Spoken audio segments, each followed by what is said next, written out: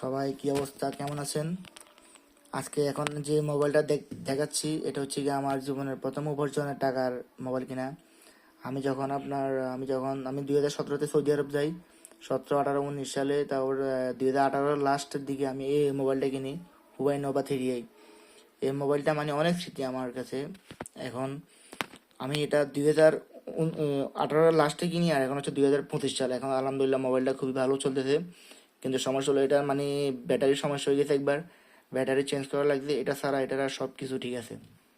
এটা হচ্ছে গিয়ে রম র্যাম 4 জিবি, আর রম হচ্ছে 100, র্যাম হচ্ছে র্যাম 4 জিবি, রম হচ্ছে 128 জিবি। এটা আলহামদুলিল্লাহ মোবাইলটা খুবই ভালো। এটাতে সিঙ্গেল স্পিকার, এটাতে টাইপ সি নাই, কিন্তু এটাতে টাইপ ইউএসবি। তখনকার সময় তো ইউএসবি চলতো, এরপরে না আস্তে আস্তে আস্তে আস্তে করে হলো।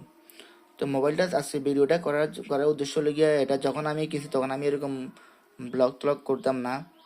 তো মোবাইলটা এখন তো ব্লগটা করে রাখছি স্মৃতি হিসেবে থাকার জন্য আর কি।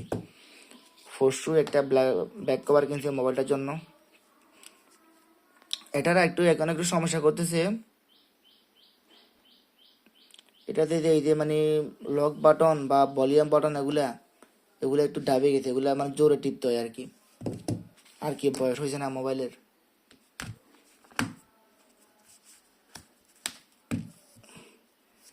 দেখুন মোবাইলটাতে আজকে প্রায় 6 বছর, 19, 20, 21, 22, 23, 24, 25, সরি 7 বছর মোবাইলটা ব্যবহার করছে। এটা কি কেউ এরকম বোঝা যায়?